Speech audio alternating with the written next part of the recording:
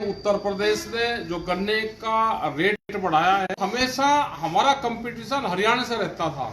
हरियाणा अभी भी आगे है, योगी जी कोई कमजोर नहीं है, लेकिन इलेक्शन 2027 में है तो अभी जो 400 गन्ने का रेट करा है और जो दूसरी वैरायटी है उनका 390 करा है, लेकिन शुगर फैक्ट्रियां या दूसरी और वे हैं मिलें हैं, वे उस पे जो रिजेक्ट वैरायटी है उस पे लगाने पे बैन करती है, उसको खरीदने पे बैन करती है, अर्ली वैरायटियों को ज्यादा प्राथमिकता देती है।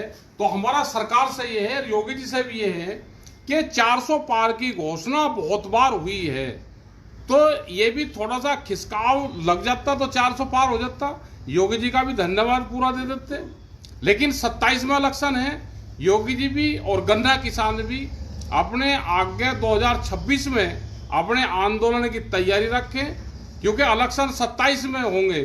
अभी बढ़ गए तो आगे गन्ने का रेट आगे भी बढ़े, उसके लिए सरकार भी तैयार है, किसान भी तैयार रहे।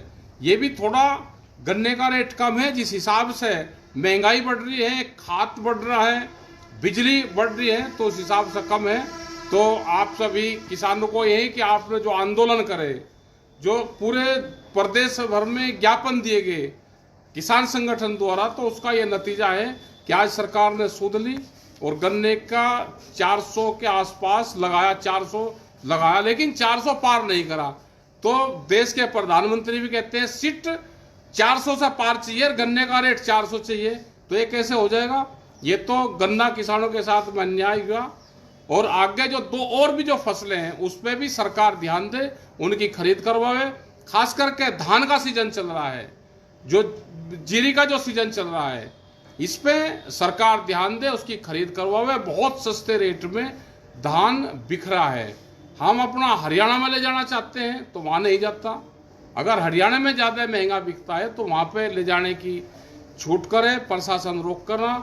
जब देश के प्रधानमंत्री ने कहा कि अपनी फसल हम कहीं पे भी बेच सकते हैं, तो हमारी फसलों को क्यों रोका जाता है?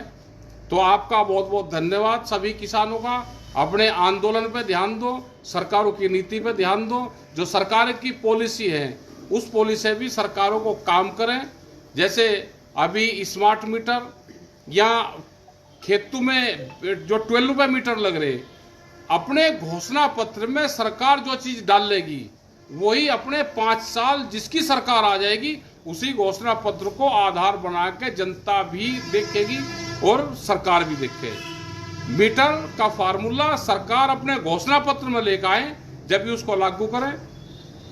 मुख्यमंत्री से हमारा एक सवाल हो रहे हैं कि जो मीटर लग रहे हैं इन मीटरों को बंद करा जाए, क्योंकि इलेक्शन का टाइम है। अपने घोषणा पत्र में लेकर आओ और उसी के बाद में हम इस सवाल का जवाब देंगे। धन्यवाद। जय हिंद, जय भारत।